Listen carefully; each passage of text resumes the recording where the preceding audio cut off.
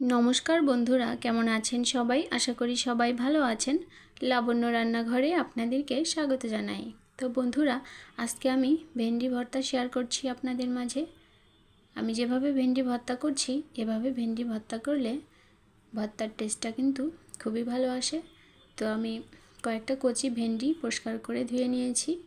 আর ভাত উতরে ওঠার পরে যখন অর্ধেকটা সেদ্ধ হয়ে এসেছে, এরকম পর্যায়ে ভেন্ডিগুলো দিয়ে একটু নাড়াচাড়া করে দিচ্ছি, তাহলে ভেন্ডিগুলো ভালোভাবে সেদ্ধ হয়ে যাবে।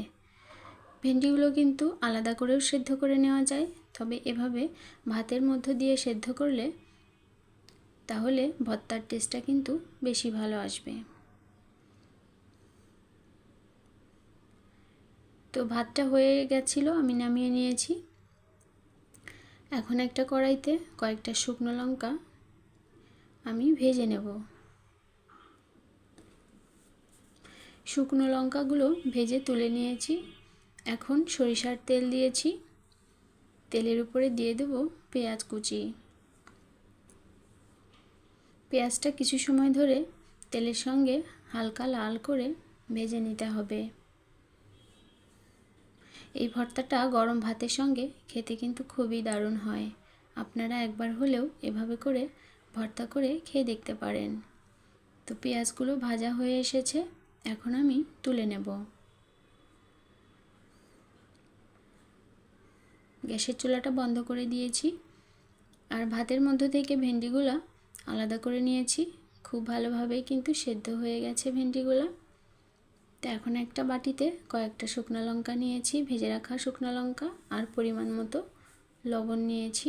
তো শুকনো লঙ্কাগুলো লবণের সঙ্গে এভাবে ভেঙে নেব।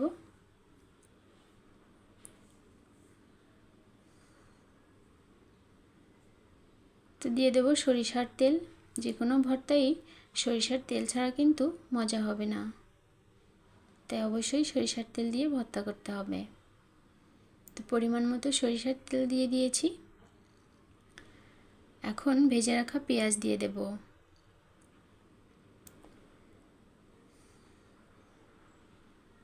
আর দিয়ে দেব সেদ্ধ করে তুলে রাখা ভেন্ডি। এখন খুব ভালোভাবে মেখে নেব, তাহলেই তৈরি হয়ে যাবে দারুণ স্বাদের ভেন্ডি ভর্তা। তো বন্ধুরা, তৈরি হয়ে গেল ভেন্ডি ভর্তা। তো আজকের মতো এই পর্যন্তই। পরবর্তীতে নতুন কোনো ভিডিও নিয়ে আপনাদের মাঝে হাজির হব।